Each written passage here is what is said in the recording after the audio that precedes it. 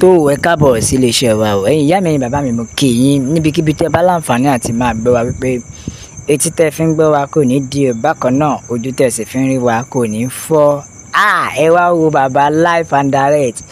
Igboho Oosa ọmọ Adéyẹmọ inú mi kàn máa ń dùn ni nítorí wípé mo bá àwọn ẹni iyì tò mo bá àwọn ẹni ẹ̀yẹ tò ǹjẹ́ ẹ ti gbọ́ ẹ gbọ́ Igboho Oosa tí ó láàánú mẹ̀kúnnù tí ó dàbí àwọn ìjọba yín Nàìjíríà tí ó dàbí àwọn ìjọba yín tó kálá ó láàánú mẹ̀kúnnù bàbá ẹ ṣe gan tí wàá lè ẹ wo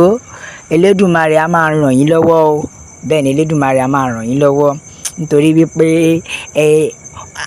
Ọlọ́run ti rí yín kó tó fi yín ṣe olórí fún gbogbo Yorùbá nation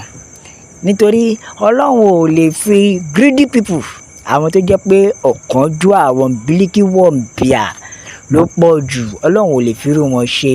olórí fún Yorùbá nation àwọn tó jẹ́ wípé ojú kòkòrò ti pọ̀ jù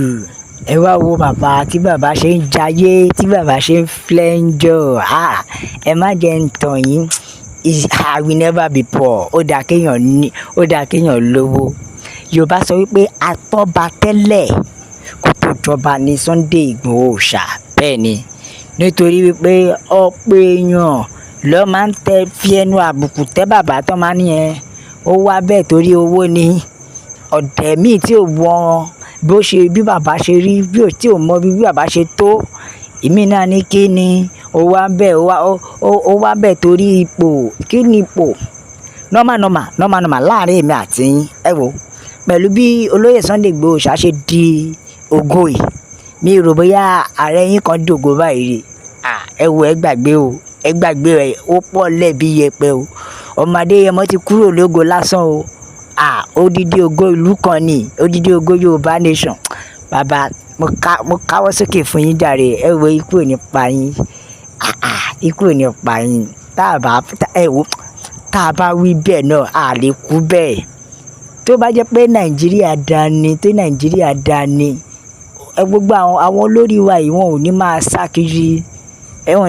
sá kiri ẹ̀yin náà ẹ wò ọdún náà olóyè Igboho Oosa o torí pé ó lọ jayé tiẹ̀ ni kò dàbí àwọn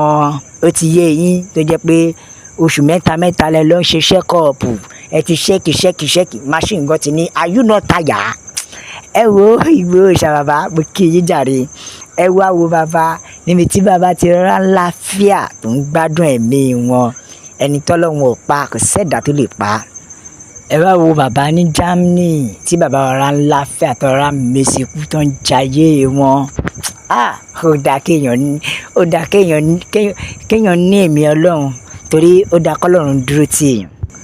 bẹ́ẹ̀ ni o nítorí bó ṣe wà tó bá jẹ́ pé ìlú wa sunwọ̀n ni tí ìlú wa sunwọ̀n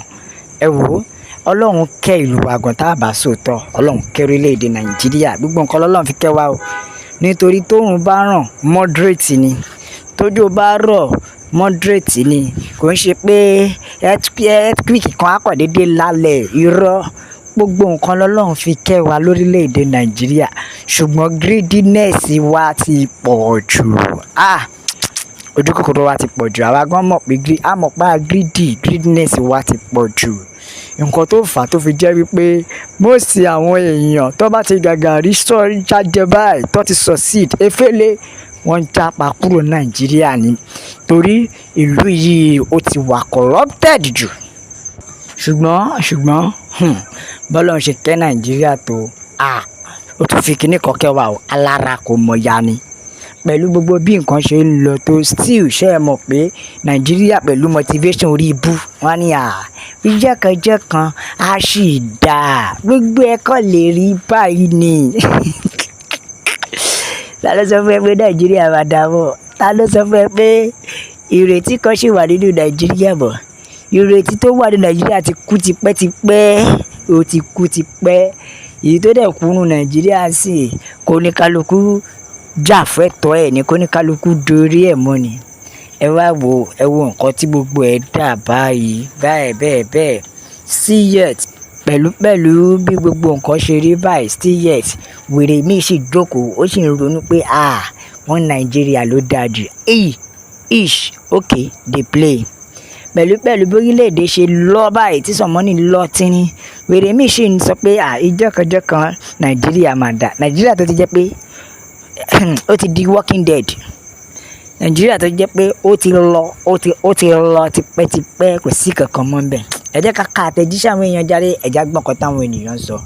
Yorùbá nation la fẹ́. Bẹ́ẹ̀ Igboho ṣá bàbá ọlọ́run á wà pẹ̀lú yín títí dópin. Bẹ́ẹ̀ ni àṣeyọrí báyìí ni títí yín o bàbá. Bẹ́ẹ̀ ni this is our father for life, Chief Oloye Sunday Igboho ṣá bàbá mo kí yé Chief Sunday Igboho ṣá ó dìsáàfù àpọ́nlé ńlá nítorí kì í ṣe ní ẹ̀tẹ́. Bẹ́ẹ̀ ni òun ni olórí wa, ọlọ́run á dẹ̀ máa bá wa dáàbò bò wọ́n. Bẹ́ẹ̀ ni ìlera pípé àti àlàáfíà lọ́lọ́run á máa fi ṣe ti wọn náà. Igboho ṣá ọmọ aládé kún. Bẹ́ẹ̀ ni the Lord will protect you and fight the battle for you. Torí ogun ni eléyìí pẹ̀lú gbogbo bí àwọn ìjọba ṣe ń ṣe tiwọn, bẹ́ẹ̀ náà làwọn àgbààgbà Fúlàní ṣe tiwọn, bẹ́ẹ̀ làwọn Kàbá náà ṣe tiwọn, bẹ́ẹ̀ náà láti rí àwọn Yorùbá lára wa náà tó tún ṣe tiwọn. Kí ló dé yú ṣe fẹ́ pa ni, ṣe kúkú tọ̀ bẹ̀ bọ̀ lọ́rùn, ṣe fẹ́ pa ni.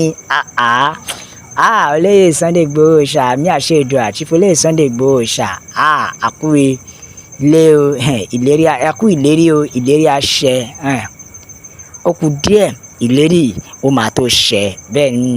Bẹ́ẹ̀ ni owó baba dámì kò ní bàjẹ́ fún yín bàbá láíláí. àbólúwa kò ní ká kúrò lórí yín àti gbogbo ẹbí yín o, àmì àṣẹ. Wow, this man Oosa is a billionaire and still connected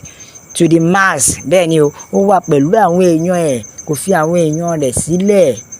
kò jẹ́ wípé ó dá wọn dá, kò dá wọn dá o rárá.